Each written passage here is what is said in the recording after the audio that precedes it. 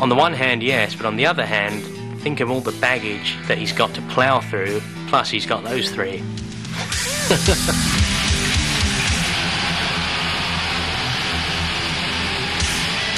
Still mourning the loss of Cliff Burton, Metallica found an outlet for their anger and rage in the recording studio. Their album, And Justice for All, was a progressive, frenzied, and violent album that pronounced the death of the American dream and found immediate favor with heavy metal fans. With Metallica, people truly feel a part of something. They feel a part of a unit. They feel a part of an army.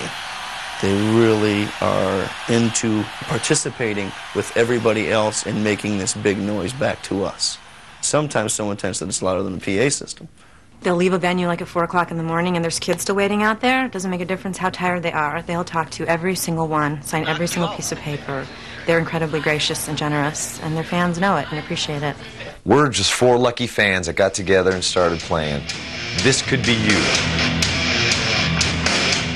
In October of 1990, Metallica entered the studio to record their 5th album with producer Bob Rock. So I saw them live, and I was very surprised to see how powerful they were. He came to us and said, look, you haven't captured what you're capable of on a record yet. So I just wanted them to sound better. And basically, by sounding better, hopefully the audience would get bigger and more people could get into Metallica. Say your prayers, little one, don't forget my son, to include everyone. The recording process took over 10 months and cost over $1 million. The grueling sessions were plagued by creative differences and personal conflicts.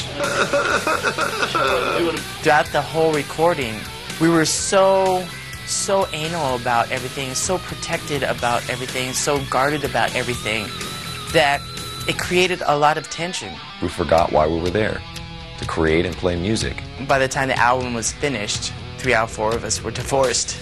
But by surviving the creative turmoil, Metallica emerged a stronger, better band.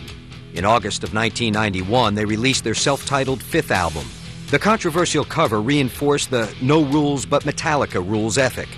Black sleeve, black logo, no explanations.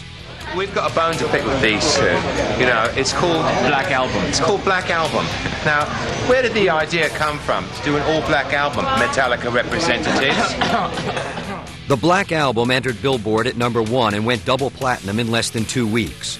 It went on to sell 18 million copies worldwide and helped draw a mainstream audience to uncompromising heavy metal. When you have a record that won't go away, it gives you the opportunity to keep touring on it. Basically turned into a challenge for us, another challenge. Hell, Metallica, we'll tour 2 years.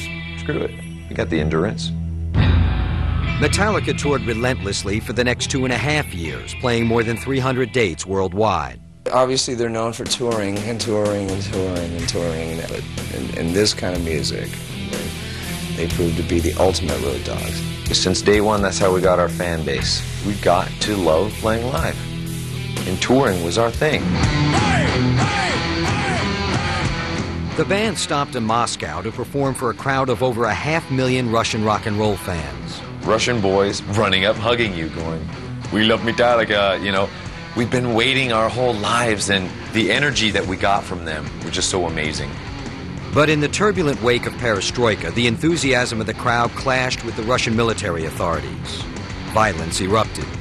It's all military, beating kids down, just whacking them. They don't know, they don't understand what a release is at a show. They don't know what's going on here. During the show, the band was unaware of the mayhem. When the music stopped, Metallica was shocked to learn about the brutality that raged while they played. I believe there was like 200 rapes, 11 deaths, people just beaten to a pulp.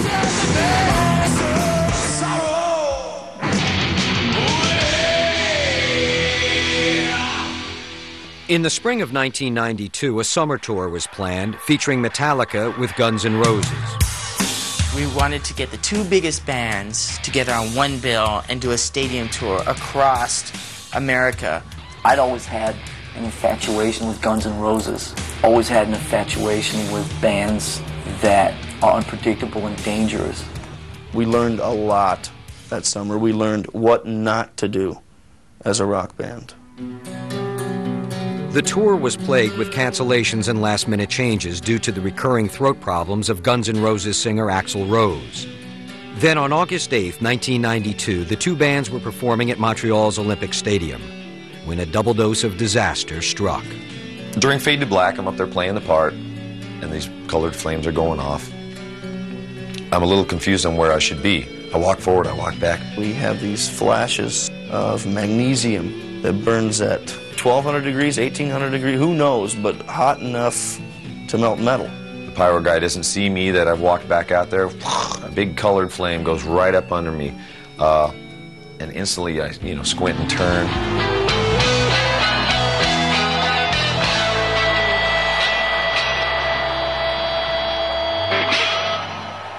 James Hetfield looks like that torch that they carry up the stairs to light the Olympic fire. So I'm burnt, all my arm, my hand completely down to the bone. Side of my face, hair gone, part of my back. I said, "You all right, man?" He looked at me and he was shaking, and he brought up his hand, and I could literally see the skin rising off his hand and blister. We see some guy come up and dump him with water and then cover him. Well, that felt great for a second. Then I looked down and watched the skin just rising and things going wrong. Total confusion, and adding to the mix, 50,000 people. This is in Montreal, French speaking everywhere. We're trying to explain what's going on. Can we get to a hospital, please? A hospital, yes. And his skin is bubbling like on the Toxic Avenger. They're calling, for an ambulance. And, the security guys are kind of walking around, and the one guy bumps into my hand, I remember. And I just lost it. I screamed. I punched him right in the nuts. I'm going, oh my God, it's over. Oh my God, our band is done. Lars took the stage to calm the disturbed and agitated crowd. There was an incident with the pyrotechnics. Unfortunately, James is on his way to the hospital right now, and we're very sorry, but we can't continue the concert for you guys tonight.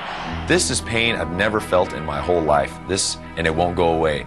I'm freaking at this point, Anxiety, we got to get moving. We got him into ER. The doctors and nurses there were great. They cut off his rings, his fingers were swelling. It was not a pretty sight. It was with the pain he was still going through and the unknown future that this was pointing the way to. One of his first thoughts was getting a replacement guitar guy to make sure the tour didn't have to stop. James had sustained second and third degree burns to his left hand and both arms. He had stepped into a 12-foot-high, 3,200-degree tower of flame and survived. His future with the band was uncertain at best. Meanwhile, back at Olympic Stadium, a tense crowd waited for Guns N' Roses to perform. Guns N' Roses could have come out and saved the day by going out and playing a 3-hour blistering set. That didn't happen. He took his whole band off stage, and that's when all hell broke loose. Coming up, frustration leads to destruction in Montreal. People just storming into the grandstands and destroying everything. Fighting the police, burning everything inside.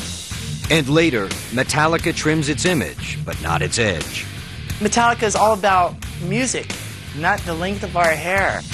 When Behind the Music continues.